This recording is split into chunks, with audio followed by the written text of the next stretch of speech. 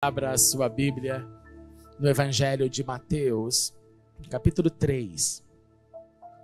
Essa manhã de alegria, essa manhã de celebração. Nós vamos ler os primeiros versos, do verso 1 ao verso 6. Diz assim, Mateus 3. Naqueles dias, apareceu João Batista pregando no deserto da Judéia. Ele dizia: arrependam-se, pois o reino dos céus está próximo. Este é aquele que foi anunciado pelo profeta Isaías, voz do que clama no deserto: preparem o caminho para o Senhor, endireitem as veredas para ele. As roupas de João eram feitas de pelos de camelo, ele usava um cinto de couro na cintura. Seu alimento era gafanhoto, mel silvestre. Pessoas de Jerusalém, de toda a Judéia e de toda a região ao redor do Jordão iam até ele. E quando confessavam os seus pecados, eram batizados por ele no rio Jordão. Oremos uma vez mais, Senhor. Obrigado pela tua santa presença. Continue a falar conosco. Também com as nossas crianças, Senhor, em cada classe. Visite a cada um de nossas heranças e forme-os todos como discípulos, seguidores e seguidoras do Senhor Jesus. Abençoe cada professor e professora nessa hora, Senhor, e continue conosco. Abre o nosso entendimento, dê-nos a atenção devida e transforme-nos um pouco mais nesta manhã, pois oramos em nome de Jesus. Amém e amém. Você pode se assentar.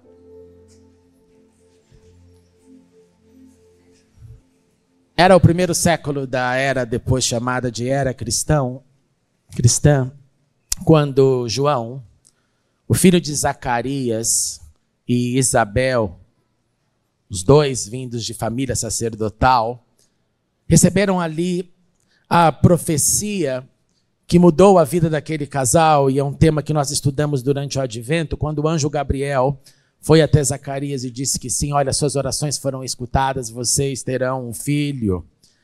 E esse Jordão, então, esse João, então, veio e apareceu ali no Rio Jordão para proclamar o batismo. Ele se alinhou com as palavras do profeta, deixando bem claro que ele seria somente uma voz, aquele que anunciava, aquele que anunciaria a chegada do Filho de Deus, do Messias esperado. E ali no Rio Jordão, ele convidou as pessoas para o batismo, que significa imersão, para serem ali mergulhados nas águas do Rio Jordão, para aquilo ser um momento de uma manifestação de arrependimento público. Pessoas assistiam, pessoas estavam nadando no rio, pessoas estavam à beira, pessoas estavam olhando o movimento. Então aquilo era um ato público. Mas a pergunta que nós temos que fazer, então, diante daquele momento inicial, quando o batismo começou da forma que entendemos, é: o que será que eles sabiam sobre o batismo antes daquele convite? João se tornou João Batizador, mas aquelas pessoas deviam ter algo em mente. E eles, sim, tinham algumas informações e algumas práticas em mente. Eles chamavam, por exemplo, banhos de purificação, uma imersão ou uso da água para purificação. Eles entenderam isso porque lá na Torá há essa fala da restauração da pureza, da restauração de uma conexão espiritual. Lá na Torá, nos primeiros 5 livros da Bíblia, você vai ver sobre, por exemplo, a purificação dos sacerdotes antes de servir no tabernáculo. Os sacerdotes deviam lavar suas mãos e seus pés sempre antes de servir, e era tão sério a lembrança, o lembrete, que o texto dizia que se por um acaso o sacerdote se esquecesse de lavar as mãos e os pés, ele morreria. Que era simplesmente uma lembrança da santidade do seu ofício. Quando você vê a mulher passando pelo seu período menstrual, seu ciclo menstrual, ela então tinha que passar também por esse período, desse banho, desse lavar, desse momento de purificação para retornar à comunidade. Então eles tinham algumas ideias na mente, na prática, sobre água, sobre pureza, sobre purificação, sobre adentrar novamente na comunidade. E um pouco antes do 1º século, para você ter uma ideia, tinha uma comunidade, essa comunidade se chamava Comunidade de Qumran. Também ali habitavam os essênios, que eram um grupo que naquele momento, quando eles viram o templo jogado na mão de religiosos políticos, jogado nas mãos de religiosos que não viviam mais a integridade e a palavra, eles foram para o deserto. Eu tenho algumas fotos para mostrar para você. Primeiro é para mostrar o mapa. Coloca aí o mapa para a gente entender a localização disso. Aqui para você ver onde nós estamos. Esse é o famoso Mar Morto, é o ponto mais baixo do planeta Terra, é aí no Mar Morto. Se por acaso o inferno fosse abaixo do nível do mar, no fundo da terra, esse seria o local mais perto do inferno que nós teríamos no planeta. Interessante. Dessa água tão densa de sal que as pessoas boiam nele. E ali em cima você vê Qumran, que é onde nós temos a localização de uma comunidade que, rejeitando a religiosidade mentirosa do templo, se refugiou no meio do deserto.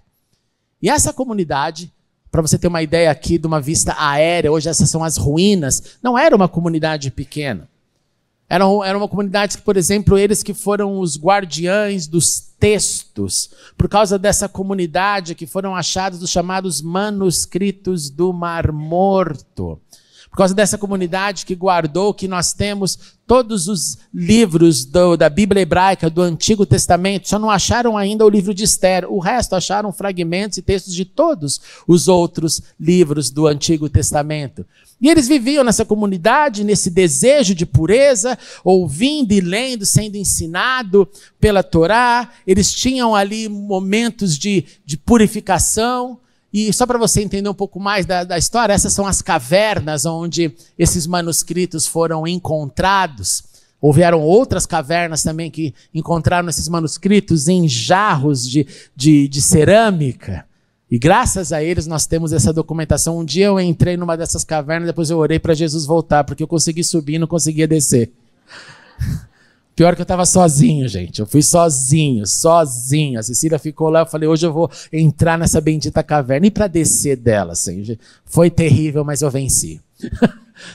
Essas são as cavernas. Aqui para você ter uma ideia da altura delas, né, onde eu tive que subir. Então foi bem interessante aquela caminhada inesquecível. E aqui, eu falei tudo isso para chegar aqui.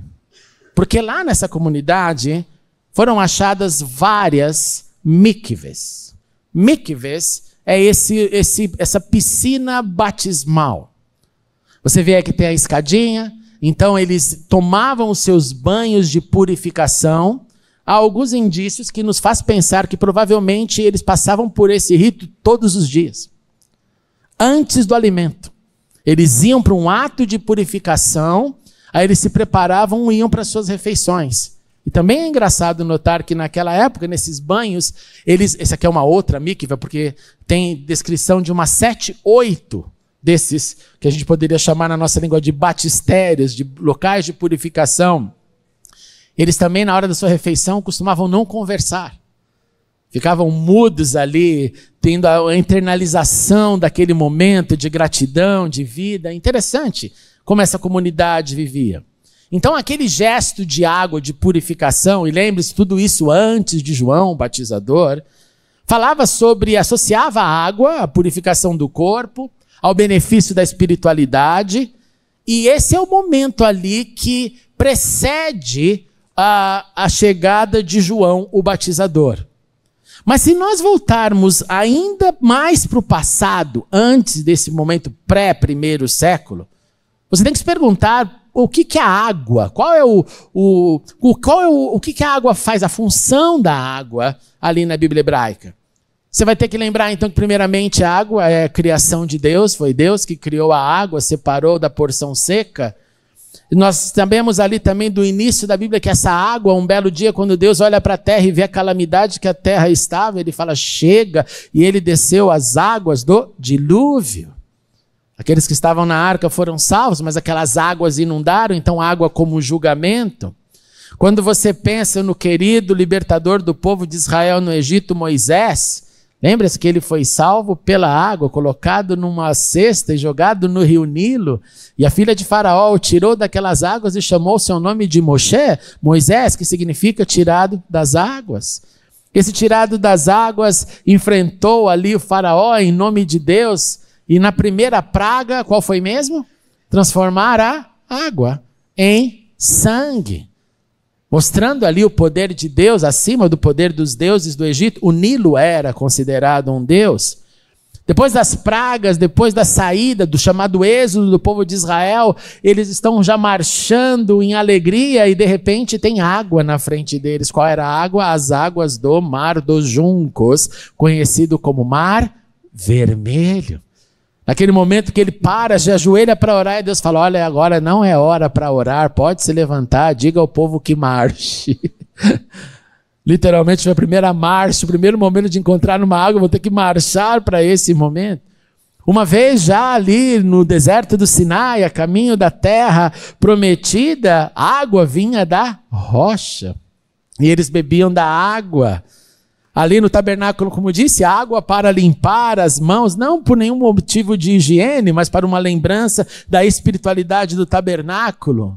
Até que depois de 40 anos no deserto do Sinai, eles finalmente foram entrar para a conquista da terra. E antes de entrar na terra, o que os esperava? Água. A água do rio Jordão. Aquela água que inclusive tiraram pedras de dentro do Jordão, fizeram um memorial ali na beirada, para que pudessem ensinar para as próximas gerações que Deus havia os tirado do Egito, que eles atravessaram o Jordão e entraram então finalmente na terra prometida. E o Jordão se transformou então neste memorial da libertação final, do fim da escravidão, do fim dos 40 anos, um memorial de livramento. Então, por tudo isso, quando João, o batizador, chegou no Rio Jordão anunciando o arrependimento, esse memorial Jordão, com todo esse passado, se tornou uma vez mais, reafirmado uma vez mais como um local de libertação. E naquele caso, naquele momento, de um renascimento espiritual, conectando as águas a uma mudança radical de mente. João, então, ali anunciando, arrependam-se, venham, sejam mergulhados. Quem foi até ele foi o Senhor Jesus. Jesus, batizado no Rio Jordão, nos deu o exemplo. João tremeu, não queria batizá-lo. Senhor, quem sou eu? Pode batizar João, é isso para acontecer, que deve acontecer. Ele foi mergulhado, ao sair das águas veio o quê? O Espírito Santo como uma pomba sobre ele. E Jesus, então, ali deu um exemplo maior. Continuou o seu ministério e aí nós lemos que os seus discípulos continuaram a batizar pessoas. Isso está lá em João capítulo 4. Até houve uma conversa entre os religiosos sobre a concorrência. O texto de João 4 diz assim que quando Jesus ficou sabendo que os fariseus ouviram falar que ele estava fazendo e batizando mais discípulos do que João, olha que loucura a discussão da época. Quem batiza mais, João, o batizador ou Jesus? Aí o texto vai confirmar dizendo, olha, na verdade não era João, não era Jesus quem batizava, mas sim os seus discípulos, mostrando que aquilo estava continuando durante o ministério de Jesus. Jesus morreu, Jesus ressuscitou um pouco antes da sua ascensão. Ele deu uma ordem bem clara, olha agora, discípulos, vão pelo mundo, façam outros discípulos, alunos de todas as nações. E a palavra mágica aconteceu uma vez mais, batizando-os, mergulhando-os. Batizando-os em nome do Pai, do Filho e do Espírito Santo, que é a mesma fórmula que usamos até hoje, ensinando-os a obedecer a tudo o que eu vos ordenei, e aí ele reafirma que realmente ele era o Emmanuel, o Deus conosco, quando ele diz, eu estarei sempre com vocês até o fim dos tempos. Veio o dia de Pentecostes, lá eles estavam, o primeiro sermão aconteceu, Pedro deixou bem claro que eles não estavam bêbados naquele dia, que eles haviam recebido o poder do Espírito Santo, mas que aquele Jesus tinha sido crucificado, ressuscitou, voltou aos céus, aquele Jesus que sim era o Messias, sim é o Filho de Deus, sim Deus na terra. E aquele povo que lá estava celebrando a festa de Pentecostes, ouvindo Pedro, disse: poxa, Pedro, então a gente perdeu a oportunidade, porque Jesus não está entre nós. O que a gente pode fazer, Pedro? Existe alguma chance ainda para nós? E Pedro, sem nenhuma hesitação, respondeu: arrependam-se. Arrependam-se e cada um de vocês seja mergulhado, batizado em nome de Jesus Cristo para o perdão dos seus pecados. Arrependam-se e entre nas águas novamente. Entre nas águas. Talvez vocês já tenham passado por esses banhos de purificação, mas venha agora com o coração arrependido. E aí ele coloca uma fala que nos inclui. Porque essa promessa, disse Pedro, é para vocês. Essa promessa é para os seus filhos. Essa promessa é, e agora sim nós, para todos os que estão longe. Para todos quanto o Senhor nosso Deus chamar. E o resultado dessa fala de Pedro, desse convite, foi que os que aceitaram a mensagem, dentro daquele grupo de judeus celebrando o dia de Pentecostes, foram batizados aproximadamente 3.000 pessoas. 3.000 pessoas. E assim, daquele grupo de judeus que creram, daquele grupo que começaram ali a caminhar junto, a se dedicarem ao ensino dos apóstolos, à comunhão, ao partir do pão, à ceia, chegaram os outros não-judeus e da mesma forma foram convidados para o batismo. Foram convidados para o mergulho, foram convidados para entrarem na família. E assim, posteriormente, esse grupo, composto de judeus e não-judeus, unidos pela crença em Jesus, se tornaram nessas assembleias, comunidades, congregações e, finalmente, igrejas. E como essa promessa era para aqueles que estavam longe, para todos quanto o Senhor chamar, isso está vivo. Essa fala continua viva e é por isso que nós continuamos a anunciar as boas novas. É por isso que nós continuamos em pleno 2025 a dizer sim, tem um convite de arrependimento, de ouvir, de receber e de começar uma caminhada. O batismo então, gente, é somente o início. O início onde de uma maneira formal, pública, em obediência ao Senhor, nós descemos as águas, nós ali naquele símbolo de morte e ressurreição, confessamos a nossa fé. É só isso. É só isso. E essa é uma parcela do corpo de Cristo, com tantas outras parcelas do corpo de Cristo, espalhadas pelo Brasil e pela terra. De gente que continua dizendo, sim, Senhor, eu me arrependo, eu confesso o seu senhorio, eu renego as obras do mal da minha vida, eu prometo permanecer firme no corpo de Cristo, a fim de que eu cresça como um discípulo do Senhor. Então o batismo é só o início da caminhada. E o batismo é também o durante. O durante a caminhada é a nossa afirmação de fé nele. Porque se não for assim, o batismo é um banho público. É como você recebe lá uma crisma, uma água e volta para a vida sem nada acontecer. Não, eu confirmo o meu batismo todos os dias com as minhas atitudes. Dizendo, Senhor, Tu és o Senhor da minha vida, eu sigo a Ti. Então eu quero que as minhas pegadas reflitam as suas pegadas, porque eu estou seguindo as suas pegadas e vivendo nessa vida como um ser que se arrependeu publicamente, confessou publicamente, mas que na vida confessa através das atitudes. Então, para quem ainda não foi batizado, esse é um convite para todos. Esse é um convite que chama, esse é um convite que acolhe, esse é um convite que fala, venha, como João o batizador disse, venha, venha, como você está. E dê esse passo, e é só um passo de obediência lindo, inesquecível. Para nós já batizados, é sempre um lembrete, é sempre uma reflexão sobre como anda a nossa confissão diária. A nossa confissão do batismo encarnado na minha vida, na sua vida. Batismo que passa a ser visto pelos outros que vivem, que cruzam o meu caminho ou que eu cruzo deles e que eu passo a demonstrar nas minhas ações que eu sou um seguidor de Cristo. Por isso que é tão bom ver batismos, porque neles nós somos lembrados ao nosso dia e somos encorajados a continuar vivendo como seguidor do Senhor Jesus. Aos que então não foram batizados, não percam tempo. Sintam-se bem-vindos, acolhidos, perdoados. E o mais bonito é como a palavra nos ensina, que dos nossos pecados o Senhor não se lembra. Porque eu não sei quanto aos seus, mas se ele se lembrasse dos meus, meu Deus, ele ia viver deprimido. Porque são muitos. Mas ele não se lembra. Ele fala, vá, continue. Você vai ter outra chance para acertar. Continue, enquanto você respira o ar da vida, continue.